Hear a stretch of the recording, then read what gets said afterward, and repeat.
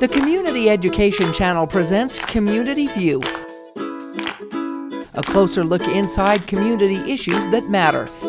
It's a glimpse, a preview, bringing public perception to light on local community issues that make a difference. Hello and welcome to Community View. I'm Melissa Anderson. You know, an estimated 2,500 children are in foster care here in Utah. The problem is not only increasing, but the state is now seeking more homes to take them in. And with us today to talk about the problem and how we might solve some of these issues is Ben Ashcraft. You're a regional lead foster adoptive consultant. Yes. Correct? Yes. For the Southwest region of Utah Foster Care. Yep. So welcome, Ben. Tell us a little bit about your background and why you're in this. So I went to school, Utah State, got a degree in marriage and family therapy, and so I just have a lot of passion about the social work field of working with people, working with individuals, and having healthy homes and families for people. So. And your role right now is to do what? So my role at foster care is, well, I'll just say Utah Foster Care, the organization finds families that are in the community that are interested and willing to take in children who have been abused and neglected. And we find the families, we train them, try to get them ready to take in these children, and then we support them along the way. Now, some people might think that that's going to be easy to do, but a lot of these children have some emotional problems, mental, even some physical problems. How hard or difficult is it to find these families and to place these children? Yeah, so finding the families, I have a lot of people in the community that are interested in doing it. It's just going through the whole process and getting to the end goal of becoming licensed. That's where we need them to go from start to finish through the whole thing. And finding families that are appropriate. We have a wonderful community. We have a lot of families, I'm sure, in the community that could step forward and help out with taking in these children.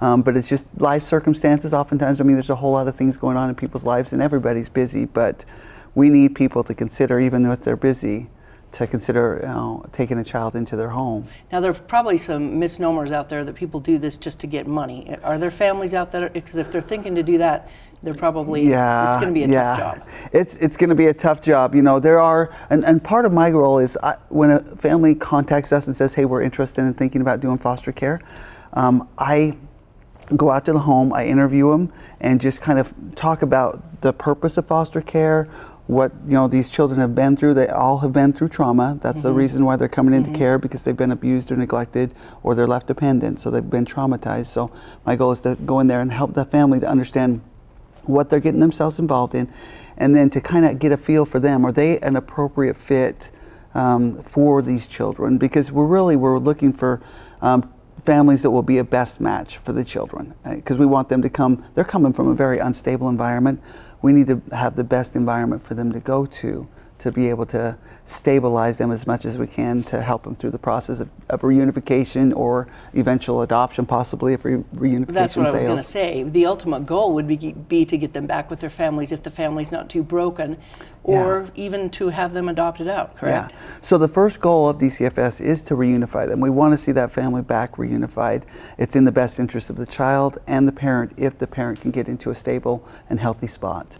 The families that take them in, however, also have to be stable, and they have to probably go through some training, correct? Yeah, so there's 24 hours of in-classroom training to take, and then there's about 5 hours of stuff to watch online, and then they have to do a few other steps of filling out an application packet, and then doing a home study where they check out the home and do an in-depth interview with the families. Why do we have such a problem and such a need for foster care here in Utah? Well, because all families are not perfect, and there's trauma. There's families that and I would believe that a lot of those parents that even go through that, they love their children deeply, but they just have mixed up their priorities, or somehow their life circumstances have set them up so they're not in a healthy place to take care of their children.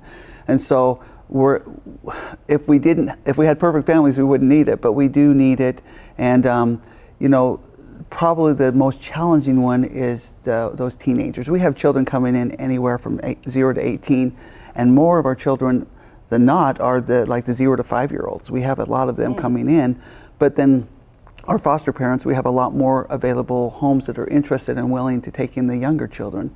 Where we find challenges is people who will step up and say, hey, we're willing to take in a teenager that might have some challenging behaviors or might have some difficulties, or a child that might have some significant delays or mental health challenges. And so that's where we're needing families, is really with those that will take in those more challenging placements, as well as ones that'll take sibling groups, like 2 or 3 children at once. And so they don't have to be separated. Yeah, so we can keep those siblings together. And I know that we need families for all age groups. I don't want to say not, but that's where our biggest need is with the larger sibling groups and the teenage and more challenging placements. So the need is real, the plea is real. What can people do? How do they get a hold of you?